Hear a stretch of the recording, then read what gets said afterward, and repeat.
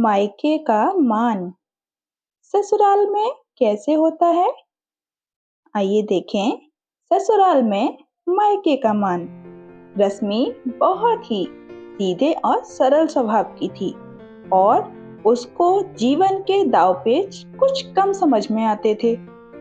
जब रश्मि को लड़के वाले देखने आए थे तो भी रश्मि कुछ ज्यादा बोल नहीं पाई थी और किसी ने खूब कहा है कि शब्दों से जाहिर न करना किसी के वजूद की पहचान। हर कोई इतना कह नहीं पाता जितना महसूस करता है। और ये कहावत रश्मि पर बिल्कुल सटीक बैठती थी। लड़के वालों को रश्मि की सादगी पसंद आ गई और बात पक्की हो गई। शादी के बाद पहली दिवाली आई तो रश्मि की सास शकुंतला जी, जो बहुत ही सुलझे हुए विचारों की थी, वो बोली, रश्मि, कल हम बाजार चलेंगे और सुधा के ससुराल में जो भी दिवाली के तोहफे देने हैं वो खरीद लाएंगे। पहले मैं अकेली जाती थी, अब मैं तुम्हारे साथ जाऊंगी। रश्मि सास के साथ गई तो वो बहुत बड़े बड़े शोरूम पर उसे लेके गई गिफ्ट्स खरीदने और कपड़े लेने के लिए। क्योंकि रश्मि मिडिल क्लास से थी तो वो कभी ऐसी जगहों पर नहीं गई थी, तो उसको बहुत अच्छा लग रहा था। सब उसकी सास की इज्जत कर रहे थे क्योंकि वो उनके यहाँ अक्सर आया जाया करती थी।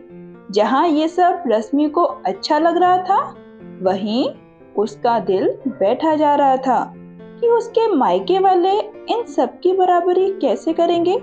क्योंकि दिवाली के बाद भैया दूज थी और जब उसकी ननद के लिए इतना सब हो रहा था तो उनको भी शायद उम्मीद हो जाए।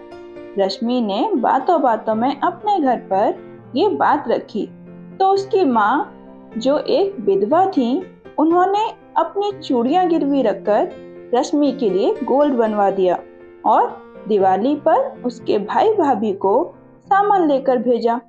सबने खाना खाया और रश्मि किचन में बर्तन रखने गई तो शकुंतला जी ने कुंदन यानी रश्मि के भाई से एक बात कही, बेटा, अगर बुरा ना मानो तो एक बात कहूँ।